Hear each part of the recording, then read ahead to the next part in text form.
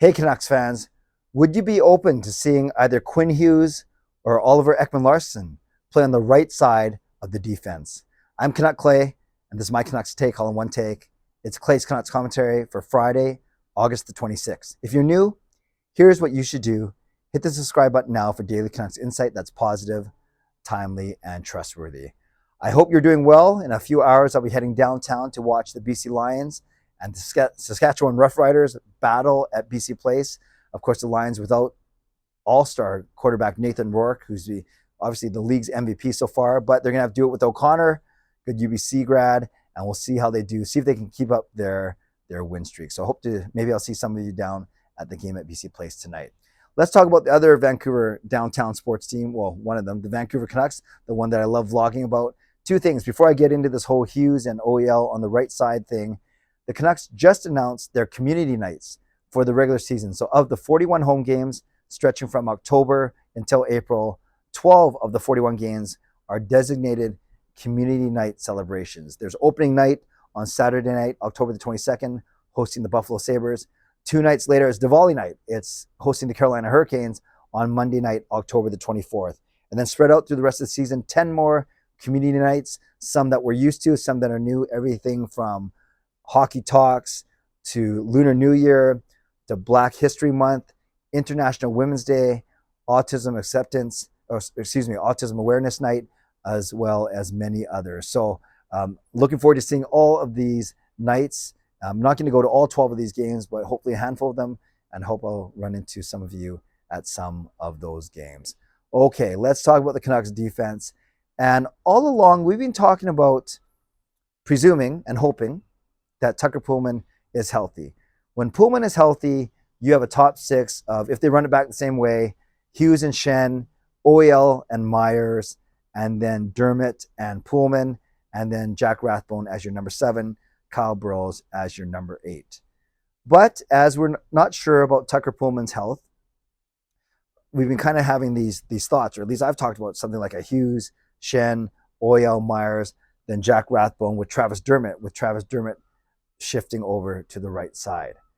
But is there a scenario where we see either Quinn Hughes or Oliver Ekman-Larsson go to the right side? And I thought about this because I read an article in The Athletic this morning by Thomas Drance and Rick Dhaliwal. They're kind of giving us update on all of the Canucks news, everything from Miller's contract or lack thereof to Horvat's contract or lack thereof to Michael DiPietro to Young Stars to training camp. And of course, and then they also talked about the Canucks defense, whether or not they're going to have to upgrade or what's the status of Tucker Poolman, so on and so forth.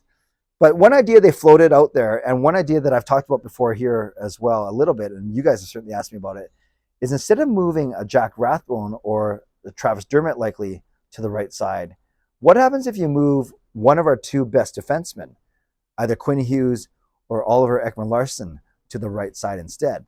So instead of something like I said of Hughes, Schenn, OEL, Myers, Rathbone, Dermott, remember this is assuming that Tucker Poolman is not healthy.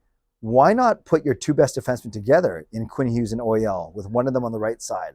Then your second pairing could be something like a Dermott with a Schenn, or a Rathbone and a Schenn, and then a third pairing of a Dermott and a Myers. So yeah, actually that's what I would do. I would go OEL and Hughes together.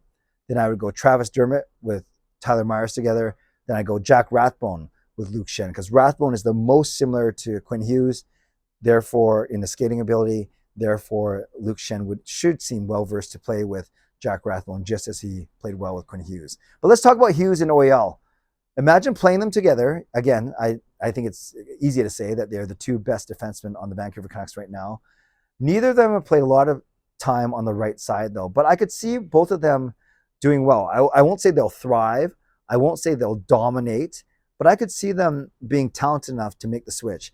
In Quinn Hughes, obviously a tremendously gifted skater, his edge work, his pivoting, the way he reads plays, the way he breaks out of the zone, the way he keeps pucks in the offensive zone. And with his hockey IQ overall, I don't think he'll have a problem switching to the right side. He won't be maybe as effective as he is on the left side normally. And there's always the whole issue of a left-handed defenseman trying to keep a puck in on the backhand on the right side boards. But anyone's going to have to figure that out if they're playing on their offside. But I do think with Quinn Hughes' offensive ability and his creativity and his hockey IQ, he would be able to do well on the right side. Same with Oliver Ekman-Larsson. He's got more experience than Quinn Hughes, maybe not as gifted offensively, but he certainly has the experience. He certainly has a very strong hockey IQ as well. And therefore, I think he could do well on the right side also. And remember, with Oliver Ekman-Larsson, he is an offensive defenseman. He, coming into last season, was a 0.5 points per game over his career, 1 point every 2 games. Now, he played more of a shutdown role with Tyler Myers, and I'm not sure if that was the best use of Oliver Ekman-Larsson's skill set. So I'd say free him up a little bit, play him with Quinn Hughes perhaps, put them on the ice when we're down a goal or two, put them on the ice when you're up and you want an insurance marker and really keep your foot on the gas pedal, so to speak. But I think that's one pairing that Canucks fans would love to see more. I'm not saying that Bruce Boudreau is more open to it than, say, Travis Green was, but maybe there comes a scenario where Oliver Ekman-Larsson and Quinn Hughes are paired up and are playing more together. And then what you can do is you can play them together in the preseason, give them both a shot on the right side with the other guy playing on the left, obviously, and then let them figure out. They're two smart guys. They're both good communicators, good hockey IQs.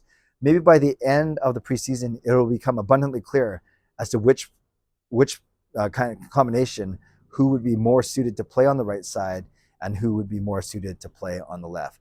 So again, there's a couple things. This is presuming that Tucker Poolman is not healthy enough to play at the start of the season. Then you run your top 6 of OEL, and you could run your top 6 of OEL and Quinn Hughes together on the top line, top pairing, no matter who plays left and who plays right. Travis Dermott with Tyler Myers on your second pairing, and then Jack Rathbone, for all intents and purposes, a rookie still, playing with Luke Schenn on the third pairing. I think you want Myers playing more minutes than Schenn anyway. So that's how it could look, and maybe that's stronger than a configuration of having Jack Rathbone and Travis Dermott together playing on your third pairing. Of course, this could all be a moot point if Tucker Poolman does come back healthy, and we'll continue to monitor that story. But I think it's worth exploring having one of either Quinn Hughes or Oliver Ekman-Larsson playing on the right side with the other. So, having said that, do you have a preference? If they actually tried it, and they tried Quinn Hughes and OEL together on the top pairing, who do you think should play on the right side? Is it Quinn Hughes because of his offensive ability and his playmaking? Is it Oliver Ekman-Larsson because of his experience and his hockey IQ?